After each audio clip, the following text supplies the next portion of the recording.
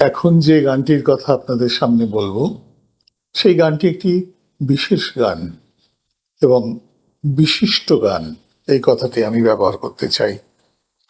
1939 সাল, রবীন্দ্রনাথ তখন আম, বেশ অসুস্থ। এরকম সময় তিনি একদিন শৈলজারঞ্জন মজুমদারকে তার কাছে ডেকে পাঠালেন এবং বললেন যে একটি নতুন গান রচনা করেছি, সেটি তুমি লিখে নাও এবং শিখে নাও। গানটি হলো সমুখে শান্তি পারাবার, ভাষা ও তরণী হে কর্ণধার।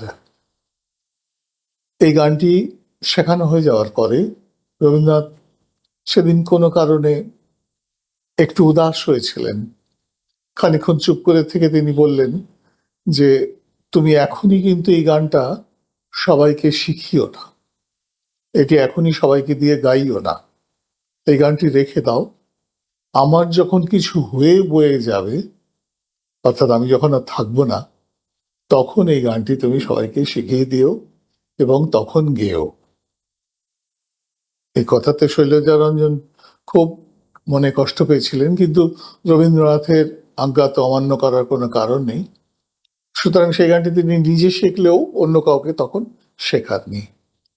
এরপর যখন শেষের সেই দিন এলো, রবীন্দ্রনাথের মৃত্যু সংবাদ শান্তিনিকেতনে এসে পৌঁছলো সন্ধেবেলা, সেদিন উপাসনা সময়, উপাসনা গৃহে এই গানটি শৈলজারঞ্জনের নেতৃত্বে ইন্দুলেখা ঘোষ, কণিকা বন্দ্যোপাধ্যায় এবং স্বয়ং শৈলজারঞ্জন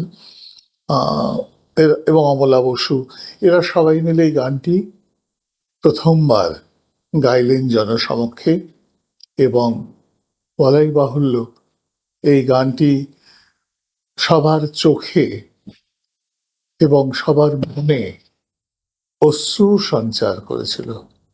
সবাই রবীন্দ্রনাথের প্রয়াণকে সহজভাবে তখনও তো নিতে পারেননি, সম্ভবত আজও আমরা পারি না।